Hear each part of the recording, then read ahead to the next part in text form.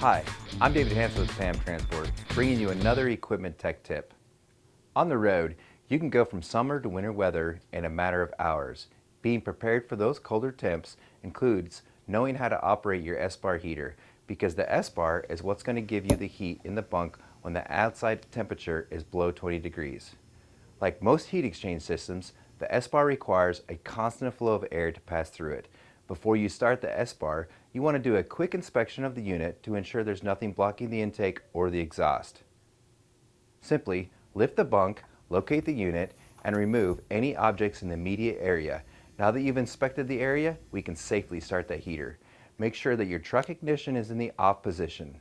Next, locate that thermostat power switch located on the bulkhead in the bunk area. Set to your desired temp. We recommend starting out around 65 degrees. The Espar is now in the startup and preheat phase, where it's going to run a few checks to make sure everything is running correctly. After it runs those checks, it'll start the first preheat sequence, which can take up to 60 seconds to finish. Now that that's done, it'll go into the first ignition attempt. If the heater does not start on that first attempt, it's going to automatically start a second preheat phase and a second ignition attempt for a total of 2.5 minutes. As you can see, this process has a number of steps, and you could take up to 5 minutes before you're going to need to have a little patience before starting it up.